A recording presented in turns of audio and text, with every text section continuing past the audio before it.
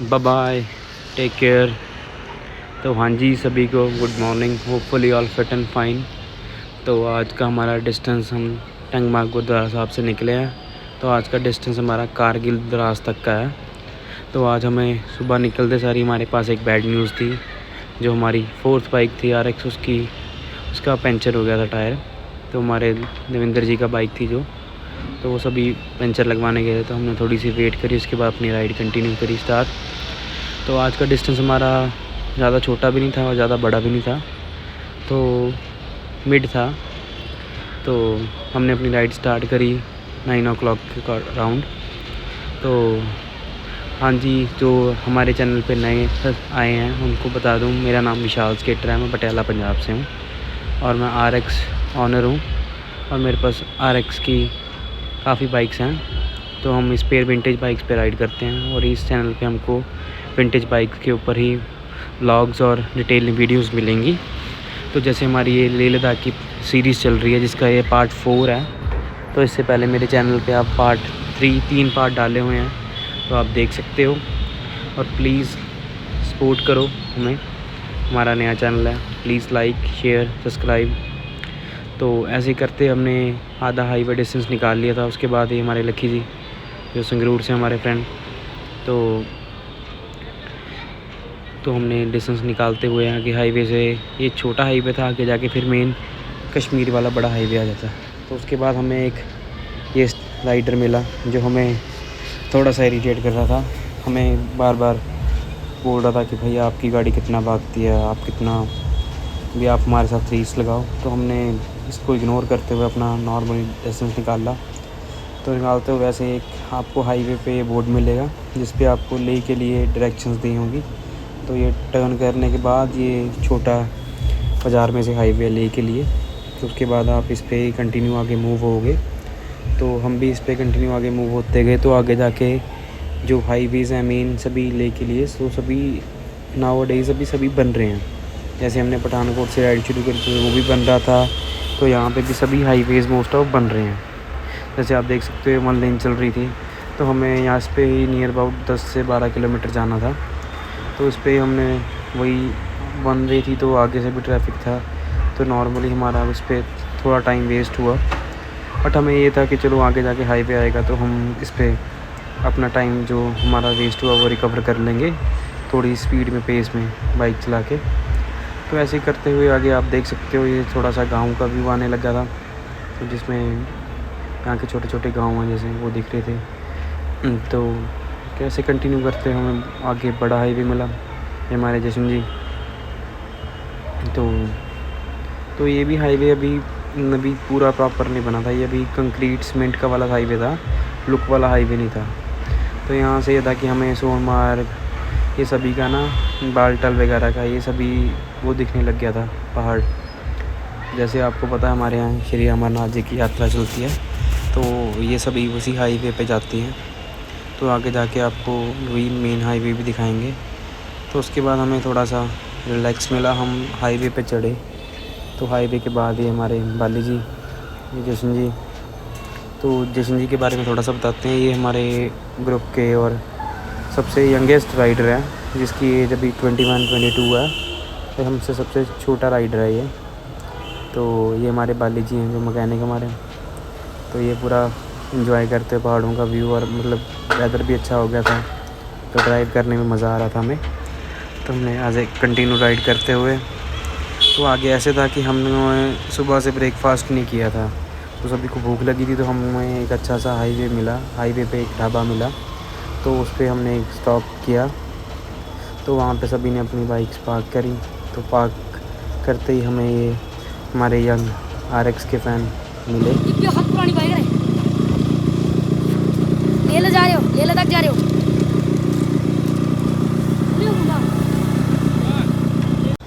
तो उसके बाद हमने कंटिन्यू अपनी राइड शुरू करी। जैसे आप देख सकते हो लेह द्रास कारगिल का यहाँ पे बोर्ड था, तो आगे हमने कारगिल के लिए मूव होना था आगे।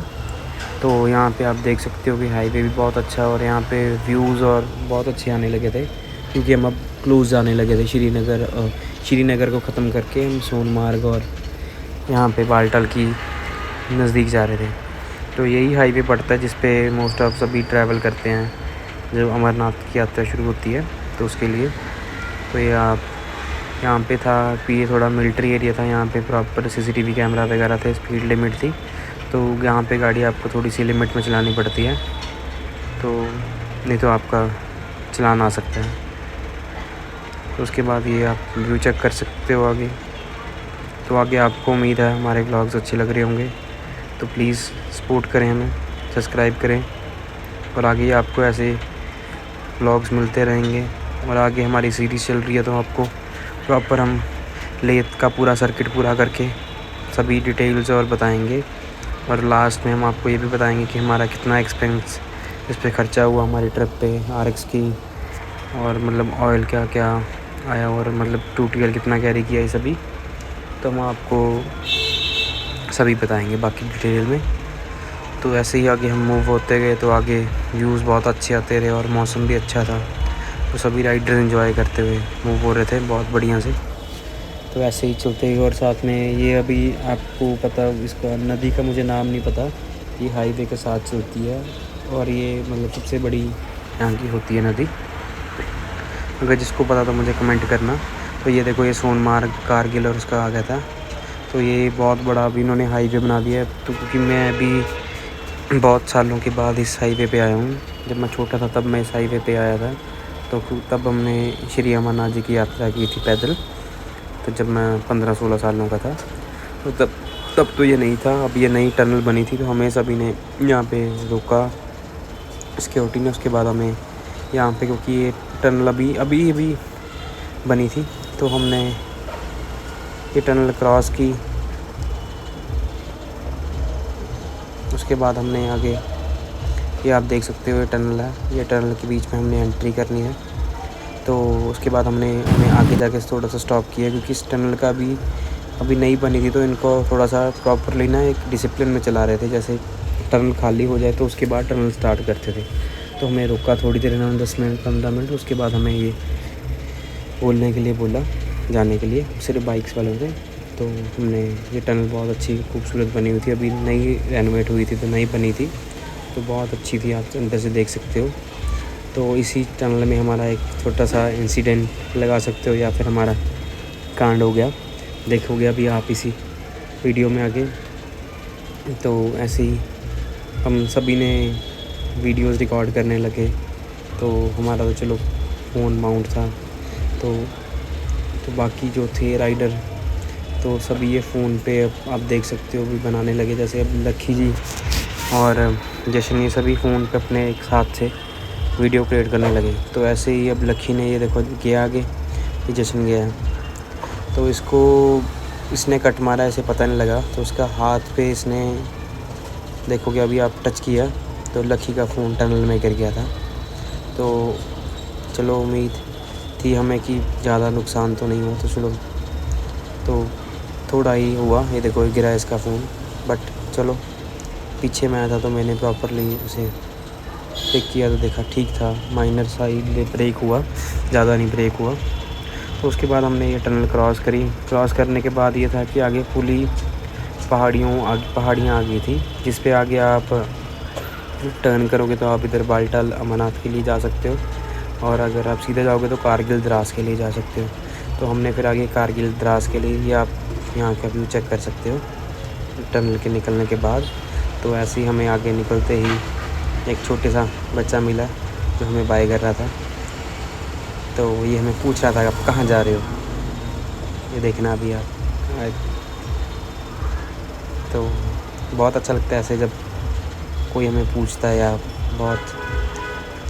इसके बाद हमने अपनी राइड कंटिन्यू स्टार्ट करी।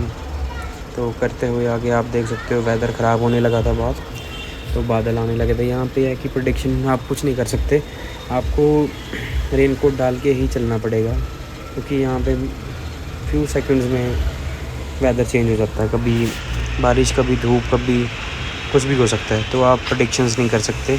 अगर आप, वही होता है, कई बार हम नहीं डालते, तो जितने में डालते हैं तब तक इतने में बंदा गीला हो जाता है। तो हमने ऑलवेज़, आपने देखोगे हम सभी ने सुबह निकलते ही हम अपना रेनकोट वेयर करके निकलते। उसकी सेफ्टी ये थी, एक तो अगर आप पहाड़ में बाइक चला रहे हो तो आपको हवा नहीं क्रॉस होती, उसमें विंड शीटर का काम करता है। और अगर आप डस्टी एरिया में जा रहे हो तो आपको डस्ट नहीं, आपके कपड़े नहीं गंदे होंगे। और सेकंड ये था कि बारिश की वजह तो सेव करेगा ही। तो हमें ये दूसरे राइडर मिले। देखो हमें आज 3-4 राइडर मिल चुके, जिसमें से मैंने 2 कैप्चर किए थे आज भी। तो उसके बाद ये आगे हम बढ़ रहे थे, तो यहाँ पे ना एक एरिया का नाम नहीं पता, यहाँ पे मेला लगा हुआ था किसी चीज़ का, जैसे आप चेक कर सकते हैं यहाँ के लोकल्स के लिए।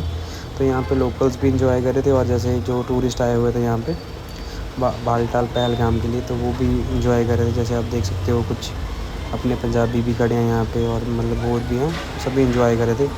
तो आगे हमने भी, हमारे पास इतना नहीं था क्योंकि हमारा दिन ढल रहा था, तो हमने ये था कि हम अपना जल्दी से डिस्टेंस कवर करें और जाके स्टे लें।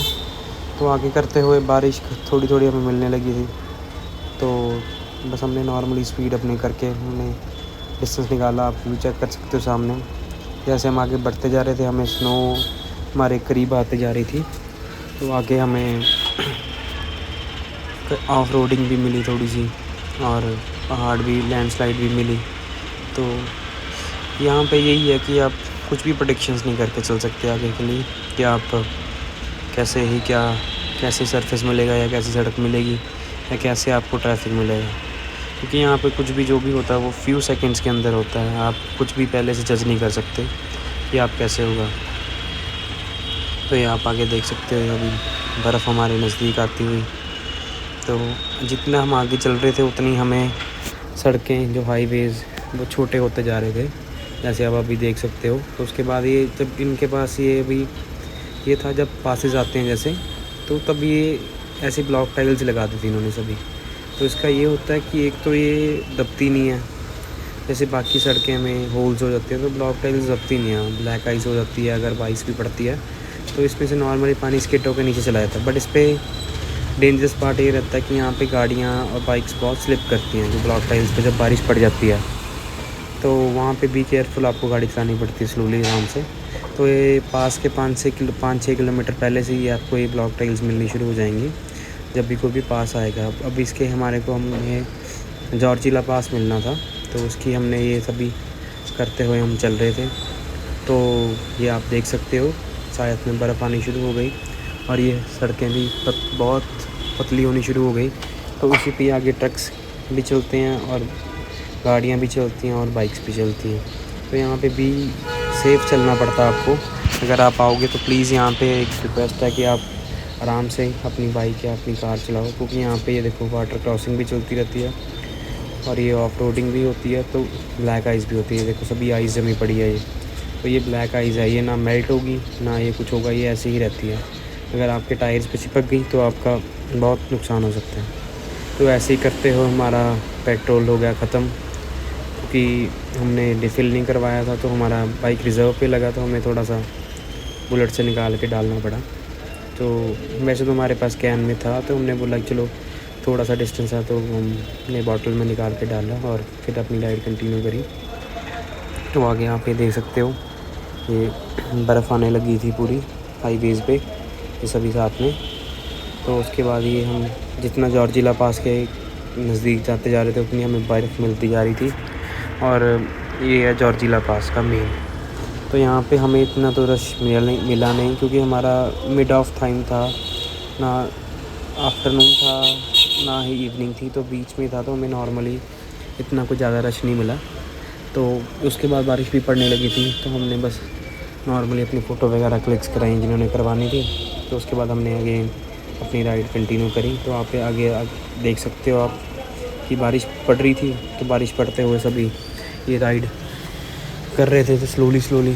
तो बस ये कि अगर आप यहाँ पे आते हो तो आपको आगे से अपना ध्यान रख के चलना पड़ेगा, कि आगे जैसे ये ब्लॉक टाइल्स हैं और बारिश पड़ रही है, तो आपकी बाइक बहुत स्किट होती है। तो आपको आगे दिखाएंगे, हमारे साथ भी एक इंसिडेंस हुआ इसके बाद ही, जो रिकॉर्ड नहीं हमने कर पाया। तो इस पे पास पे नीचे उतर रहे थे, तो मेरे को पीछे से एक बाइक ने हिट किया, तो और मेरी बाइक स्किट हो गई, और मतलब ब्लैक आइस थी। तो उसके बाद ये था कि चलो हम नुकसान तो कुछ नहीं हुआ। लाइट ब्रेक, आगे की लाइट ब्रेक होगी और बैक लाइट ब्रेक होगी, बट बाइक को कोई मेजर इशू नहीं आया था। तो वही है कि आप प्लीज़ आराम से बी सेफ़ चलाएं, कि आप जितनी जल्दी करोगे उतना आपको रिस्क होगा। तो आगे ऐसे करते हुए हम जब आगे बढ़ रहे थे तो ये आगे ट्रकों का पास था, क्योंकि रात को ट्रक्स या शाम को ट्रक्स तो ये पहले ही रोक देते हैं कि आपने आगे नहीं जाना या जैसे भी है। तो एक कुछ रात को ये ट्रक्स चलते हैं।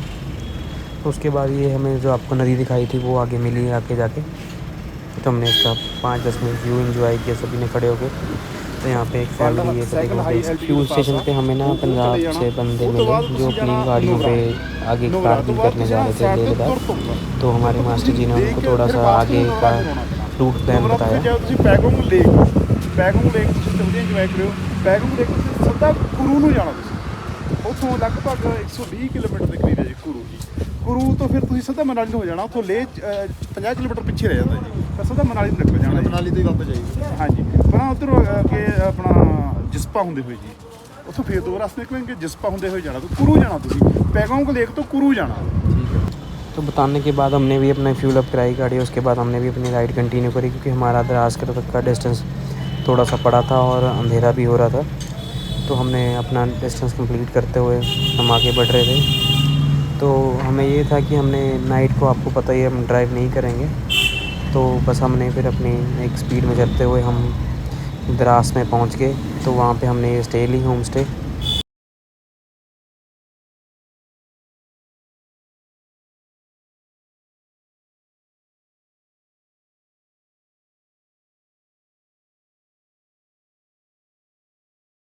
तो उम्मीद है आपको हमारी लेह लद्दाख की सीरीज़ अच्छी लग रही होगी।